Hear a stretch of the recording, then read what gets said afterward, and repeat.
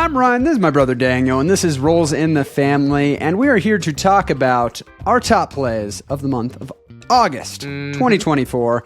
We're coming right off the heels of our counting down our top games of all time. Yeah, this is the letdown video. Yeah, it's a lot of hype, and then this is the get back to the normal. This is the video that shows who the real ones are. If you comment on this comment video, if you're one of the real you're ones. a real one. Yeah, you're here.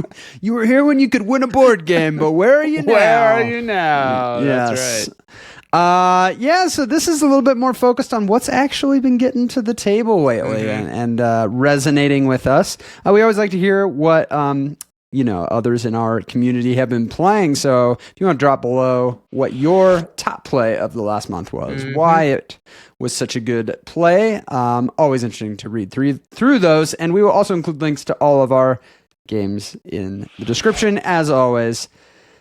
I think that's it. I like how you say we will include it when that's clearly always you that does it. I like to make it seem like Daniel helps out on the. I mean, you may not know Daniel does all the editing, so I mean, it's not. We have a pretty good division of responsibilities. I pay someone else to do it. So. Yeah, it's all outsourced. I outsource it. That turns out all right, I guess. Let's jump into it with Daniel's number 3 top play of August. Yes, August. A little fuzzy thinking back through August. There's a lot of stuff. Remember anything. A lot of stuff happening. But there were 3 plays that came to the top, and this first one, for my number 3, is a funny game to be on my top plays because, as Ryan put it, this was not on his bingo card of 2024 for Daniel to be playing this game again, let alone playing it, but also enjoying it. And this is going to go to Arkham Horror, the card game.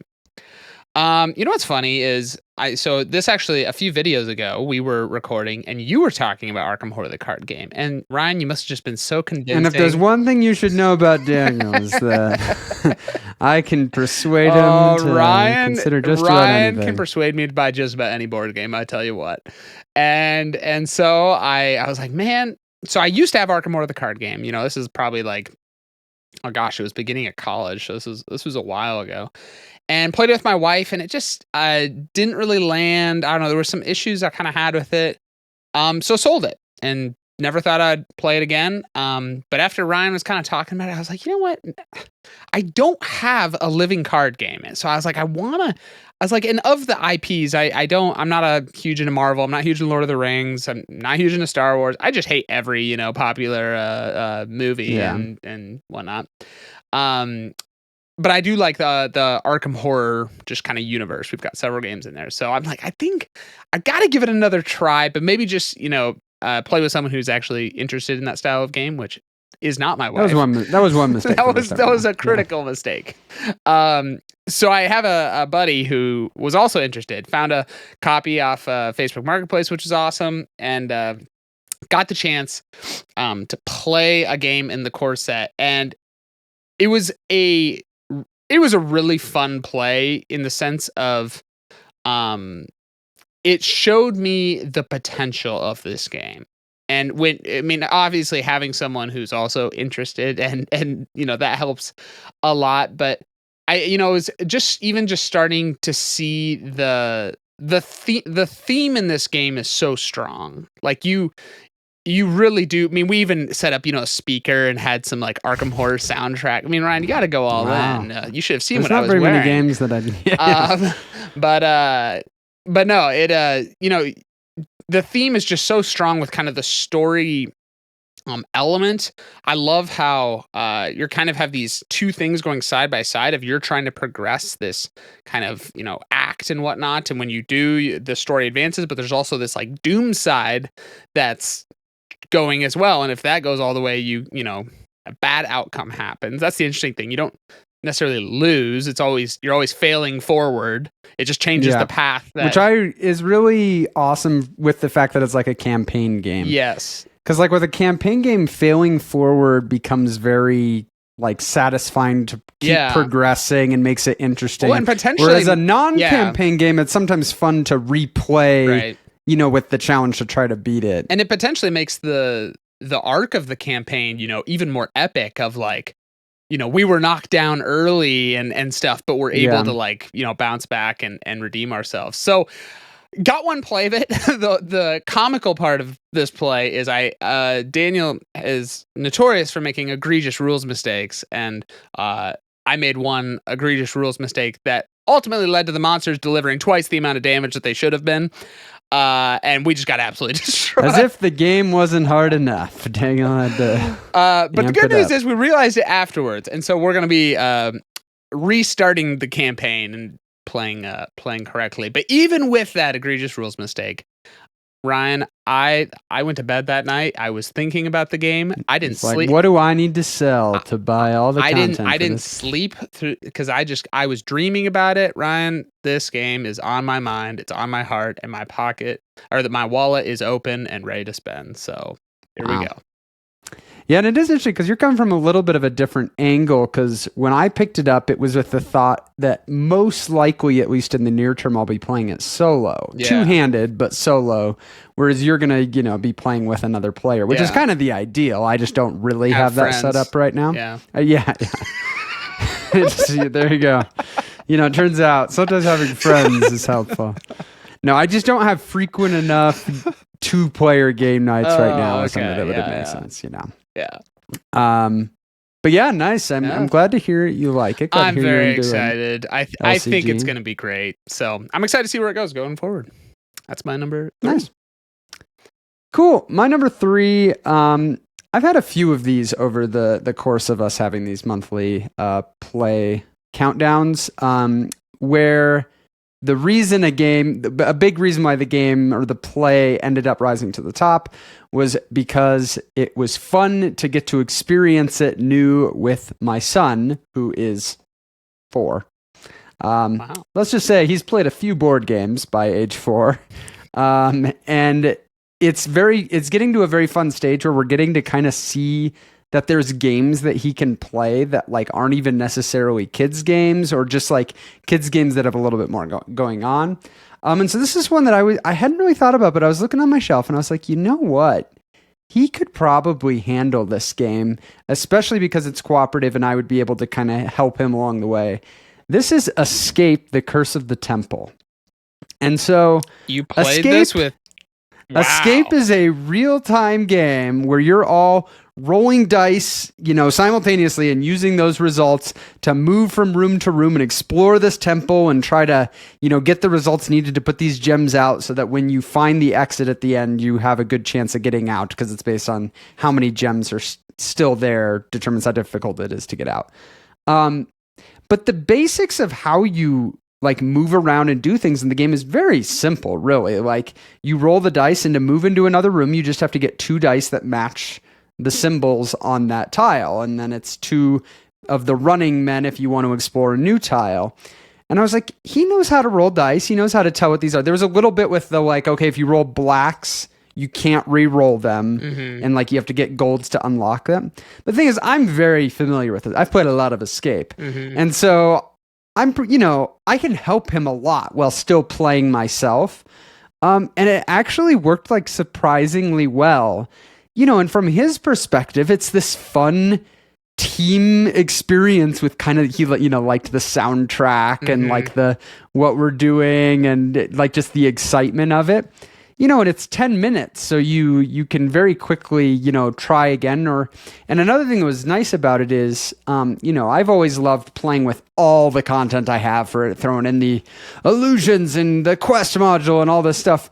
But if you dial it way back, even to the point that you don't have the treasures and the curses, Mhm. like, there's a very simple version of the game to introduce it where there's almost no extra stuff, to be Mhm. learning. Right. And so it's a really nice kind of on-ramp to teaching, a child how to play this game. Yeah. And so we played it several times, and just, I guess specifically when we first won our first game, because we lost the first couple times we played. But it was just very exciting and fun, and I'm excited to keep playing with him so we can layer in some more. It was funny because we layered in the treasures and curses. Well, if you've ever played this game, the way you get a curse is when you explore a new room, if that room shows the curse thing. Well, when we're playing together, I'm doing almost all the exploring because I'm just which is probably smart. So he's not getting these extra curses. But there was one point I had like 4 curses in front of me, and I'm just like, what oh do you man, do when you can't talk? this Ryan? is really hard. That's tough. Well, and I took out a few of them because I was like, at least for now, while he's your still son's learning. wondering why your hands on your forehead. We did that one. There you yeah. go. But yeah, so it was very fun just to play that game again, because I hardly have played that game in the last few years, even though it's like it should not be that hard to get to the table. Right. It's like it's a pretty accessible game. You need people that are okay with a little bit of group stress for 10 minutes. But man, I love that system, and I'm excited to play it more with kids and play it more with others. It's very fun to pull it out, and he was asking for it in the coming days, so it was a good time. Yeah, I'm just picturing Ryan yelling at his son in the middle of this time. Come on! To the finish! What are you doing? Monster dog, what are you going? That's right. Yes. Good, good. My kids and I may not have a good relationship, but they are good. But boy, are they good at board games. Yeah. That's right. Good to hear, Ryan. Good to hear. My number 2 is a interesting game because it's one that I got to play for the first time this month. I don't own it. You don't own it. But we own very similar games to this game, which is the I don't know if it's the sequel to the game that we own, but this is going to go to Wormspan.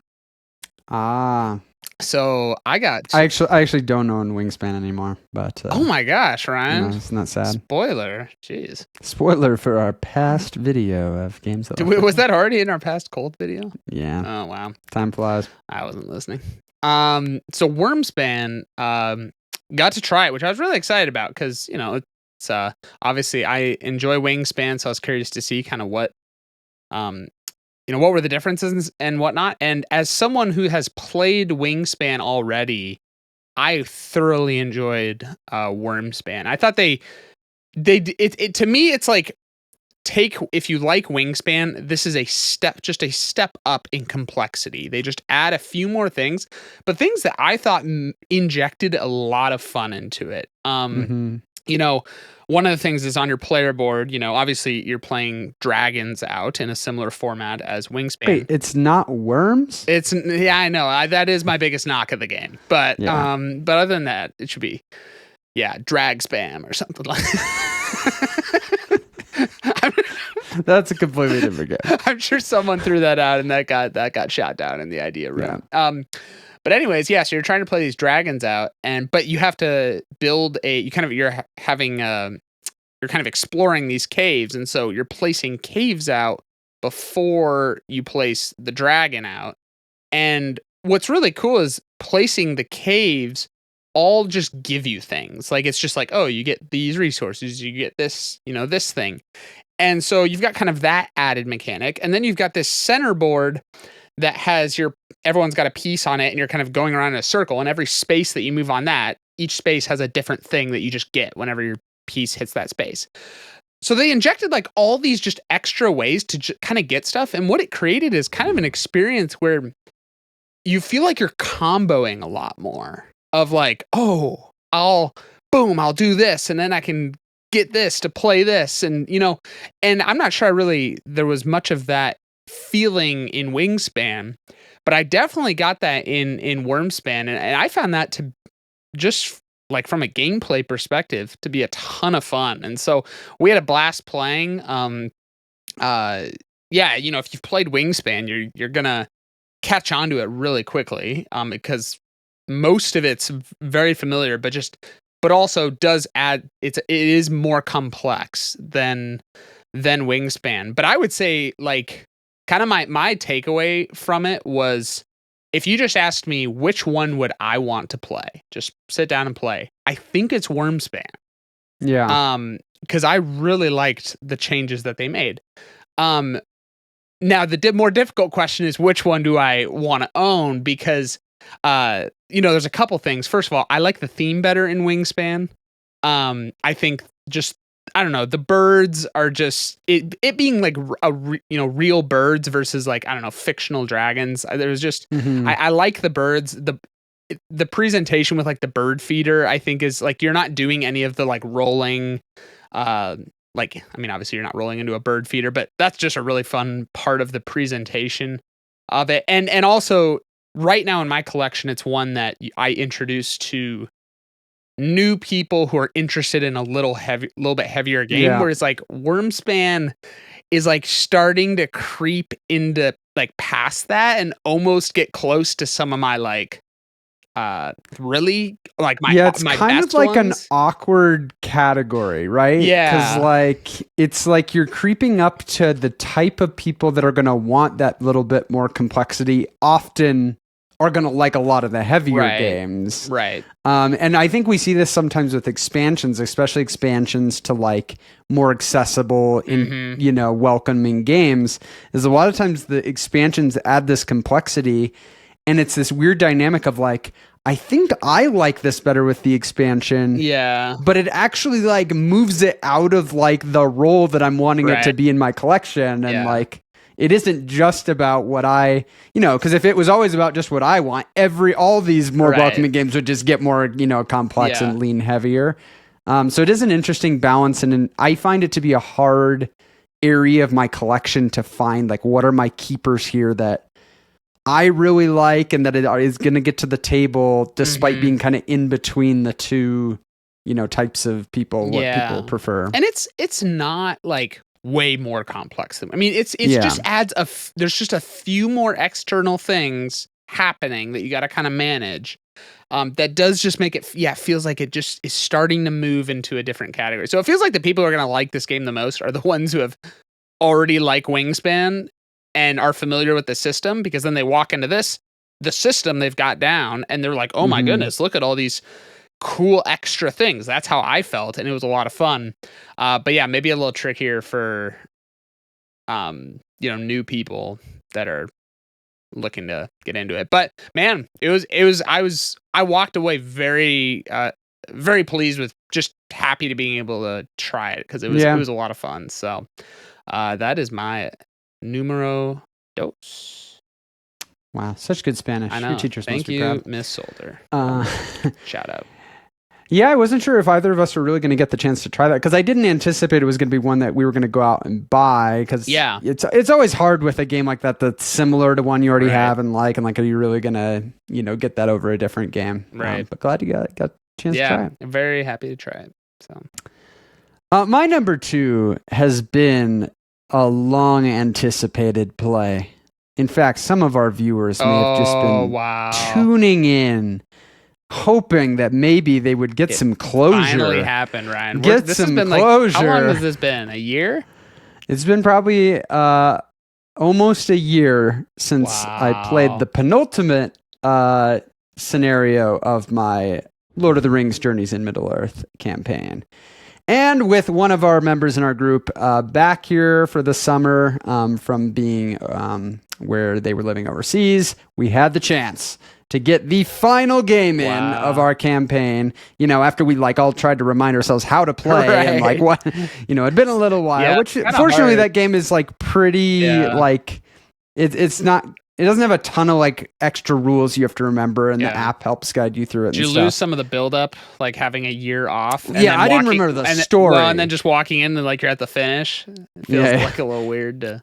Yeah, it's a little strange. Yeah, the biggest thing that I missed was the continuity of the story. Because, like, I remembered how to play the game, but then, like, you know, in the scenario, some character talks to us. Why am I fighting this guy? I'm like, I know. And there were, like, decisions we had made that, like, determined kind of, like, who we were friends with. And I was like, man, I just don't even remember.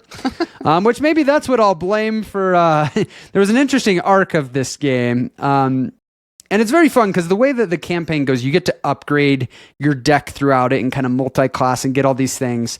And so you really feel like you have a lot going into this final scenario. And it, more than probably any other game I had played of it, I felt like I got to kind of like execute my build the way I want to.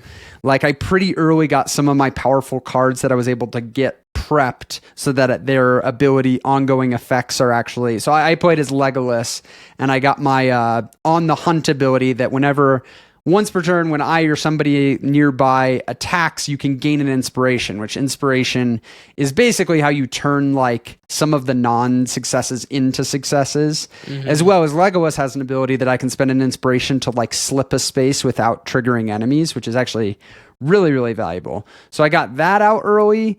And then there was another one, this stock prey card that basically if I was away from my allies, I got like extra hits when I was attacking. So if I was kind of like working on my own. So it's fun to like get to actually, and it is maybe something I could see people getting annoyed with in this game is sometimes you have like some of these good cards and if they don't come up during your like scout phase when you have a chance to prep, like you may just not get the opportunity to play some of the cards you're wanting to get into, but it keeps it nice and fresh, I think, with how you have to play each scenario. So that piece of it was fun. It got to a point in the scenario where I had an opportunity to like basically make a decision on how we were going to handle this interaction with this person. I don't want to, spoil anything with the story here, but let's just say I made a very poor decision in hindsight. No, Ryan. One that very much hurt me. Almost killed Gandalf, you sick almost freak. killed me. No. Although, ironically, Gandalf was one of the people in our campaign. Oh. It's Legolas, Aragorn, and Gandalf.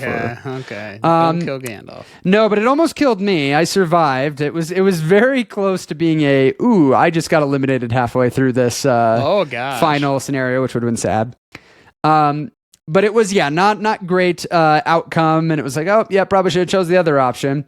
But I did I felt like I got a nice redemption arc because then at the end, when finally like the final iteration of the boss came out, it was I that was able to come in and get a really strong combo with my deck to just deliver heavy damage and take the guy out. So it was very, cinematic and satisfying, and it was nice end of the chapter on it was like a 14 game campaign or something like that. Yeah, how are you feeling about the first campaign done? And I feel good. Yeah, I mean, it's good to have it done, especially because the friend of ours is leaving again.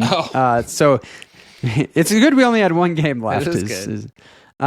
But yeah, I'm actually very excited about this one in my collection. In all likelihood, it's probably going to sit for a while, not getting played. I don't anticipate starting a new one, but I definitely would like to, either with this same group or it'd be fun to introduce it to a new group. Your son. And man, do I look eventually. It's got a lot of card text and stuff. It's going to be a little time, at least until he's 6. Of course, yes. But yeah, I like the dynamic of the shared group experience it puts you through over the course of the campaign.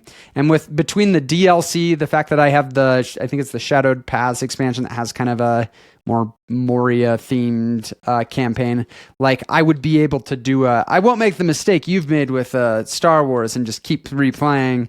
Like even if I have new people, I'm going to play, one of the other campaigns because there's enough of them that I'm probably not going to play. I mean, it'll be a long time before I play all of them. So yeah, it was very fun.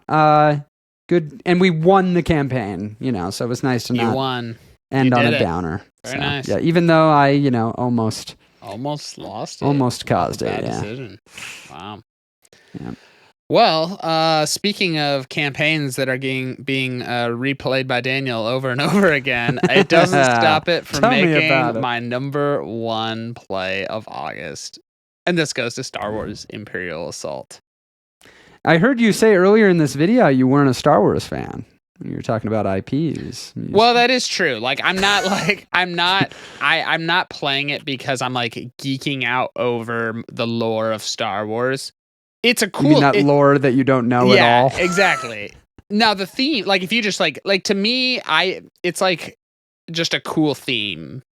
But I don't know the history of it. It's just like generic sci-fi from Daniel's perspective. But I think it's cool. So, so my number one, Star Wars Imperial Assault. And I tell you what, Ryan, so like you were saying, I mean, this is the third time I've been playing through the base campaign. I've played a couple other of Twin Shadows and part of Return to Hoth. This might be the best campaign of ones that I've played. Like, the challenge in a game like this obviously is with, so much die rolling, so much upgrading. How does the game keep, balance between the rebels and imperial side and keep delivering tight finishes. It never, like, I think one of our campaigns that I've had, it kind of steamrolled, and like, I was the imperial side and I was kind of rolling the rest of the way, whatever. But no, like, this campaign has been so tight, and I mean, we have one more mission and then the finale, and it's a toss up, Ryan. Like, I have no idea who's going to pull it out at the end, because I think we've split missions up until this point. Is that what determines it, or is it? No, it's who wins like the finale. Just the final. The finale wins it all, but obviously everything, all the rewards you're getting by winning missions, hopefully is, giving you an advantage in the finale. But one of the best things a game like this can do is make you, as the rebels, feel like you're getting incredibly powerful, and the game still, like, the imperial side still getting strong enough that they're tight fin. Like, if you can have you feeling incredible and hard, and the game is hard and having tight finishes, that's the sweet spot. I mean, that's in any cooperative game, that's where we get the most joy, because we feel so powerful and feel like we're overcoming like such a big obstacle. And I just feel like that's what this game is delivering. The scenario we played was actually one I had never played before, which was really cool. And like, we had to like run around the sides and open these doors so that we could jump down to like the trash compactor in the middle. And so we're like all like jumping in and had to like do a bunch of stuff. It was really fun just from like a moving around perspective. I tell you what, one of the guys in our group is playing Gideon, and his kind of main ability is he can command other players to take actions.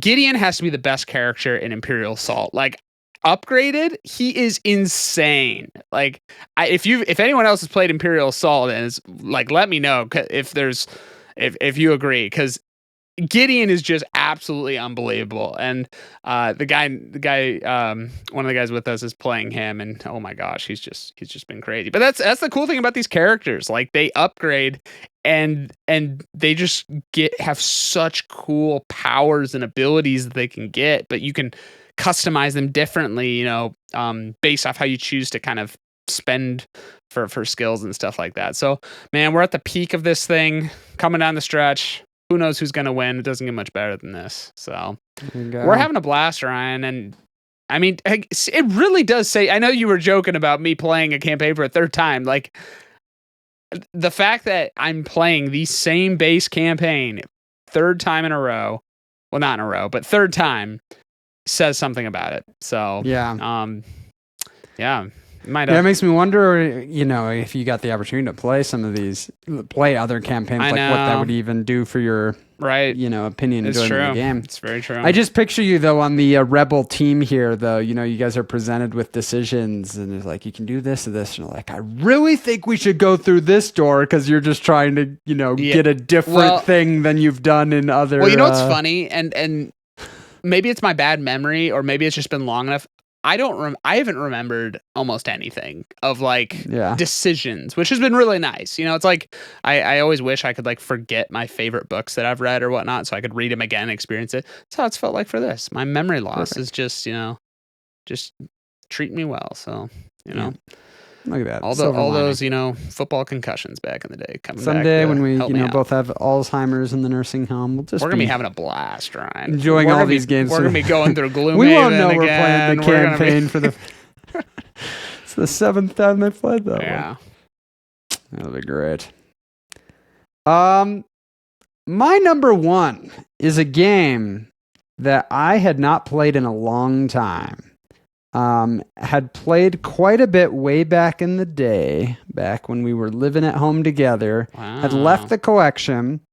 Down, years later, a new edition came out. You actually got it first, and have been really enjoying getting back into this game. You actually found a good deal on another secondhand copy to pick up my copy of it. and I I'm finally got. not tracking. I don't know what's happening. This is some big clues, who has what Daniel. copy?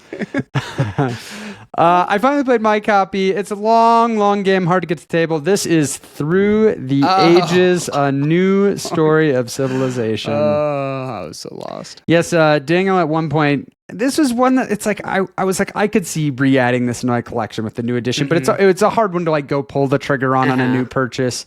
But I think you found it at, like under 50% off. You know things are getting crazy when Daniel's going out of his way to... I'm buying things to then bring to Ryan across state lines, Yeah, Dedication, smuggling Ryan. goods. Smuggling those goods, yes.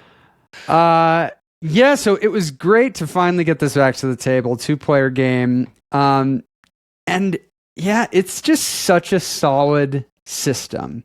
And a lot of what I've heard in recent years is so many people saying like, oh, I'll never play the physical version again because like the app or whatever streamlines it so much. You can play it so much more quickly.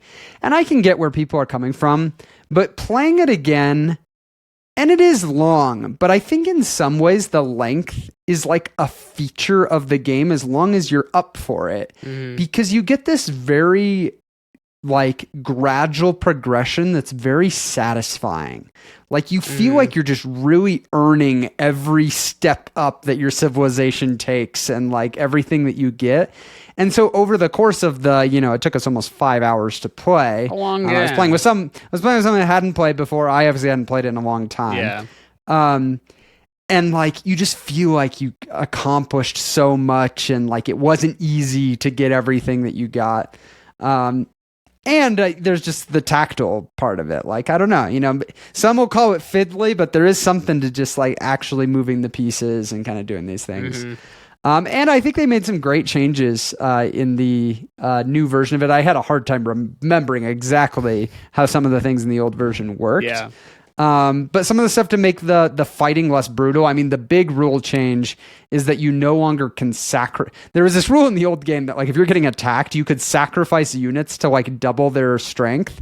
And so inevitably what would happen is you get attacked and you're like, I can't let that happen, so I need to sacrifice. Okay, I blocked it, but now I'm like way weaker than I was because I sacrificed those units. So it was really prone to like somebody could get ahead and just can't you like defend down easier too? Like, can't you? They now you have the cards that you have defense cards and stuff. But like, I think you can like discard any card. Yes, so even if you haven't drawn them. That was, they made some really nice changes with that. They now have the thing with the tactics that like once somebody brings out a tactic, it's only exclusive to them for one round. Yeah, and then it gets shared. And then others could use it, though, it's at it takes like extra actions to do it, but it kind of evens the playing field. That was the look of Daniel realizing he has never played that way.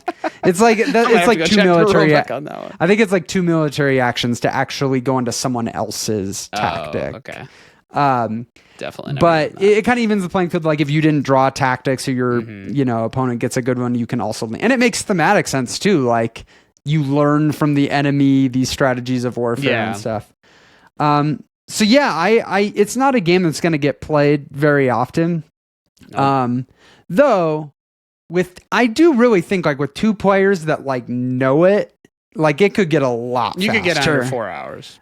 Yeah, I mean, I think I could see it creeping closer to 3. Like if you really, you've played it recently enough that you kind of know what's going on. And I would have to look back at times that my wife and I have gotten on it. I feel like you guys have probably been around 4 when I had asked you about it.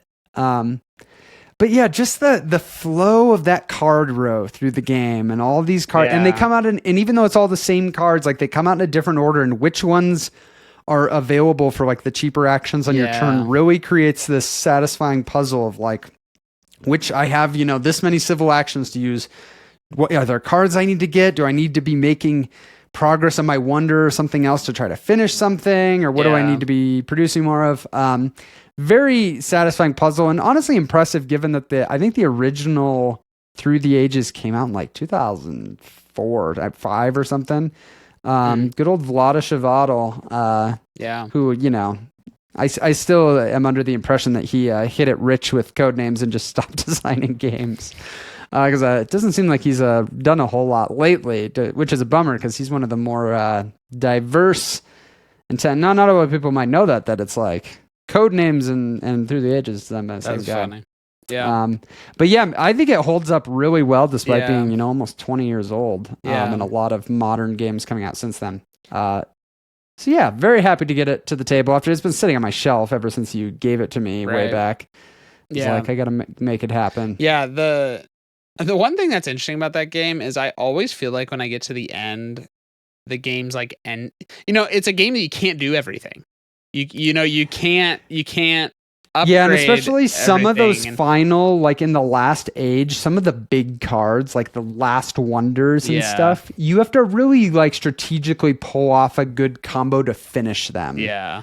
Because, like, it's like, oh, I could get the internet is like one of the wonders in the final thing, but it's got like 5 stages of building that are really high. So, like, and you're getting it with not very much time left. So, I think like, there's definitely things that I was like, ooh, looking back, I could have probably pulled that off if I really had, been more intentional. I am interested in the expansion for this one because it makes the cards. It adds, both the leaders and the wonders are no longer like always the same. I think what they do to handle is they put these generic leader cards that come out. So when you, or something like that. So then like you take from the deck when you draw one or something like that. There was some way of how they kept I forget how it was. Sense. I remember reading something about it, but looking at it was like, oh, that would add some nice, not that the game needs a ton of variability, like the shakeup of how they come out feels different, but it does cool. But I mean there is the element of like every game is starting out with like Moses and like it's like these same leaders that come out right at the beginning, and so it would be nice to shake it up a little bit. I agree, definitely interested in that one. Hey, thanks for watching. Be sure to check any of the games we talked about in the description below and leave your top play of August in the comments. And if you are interested in checking out our top 50 board games of all time, we just counted them down. So there's a whole playlist here that you can check out, talking through all of our favorite games of all time. Otherwise, another video for you here, and we will see you in the next one.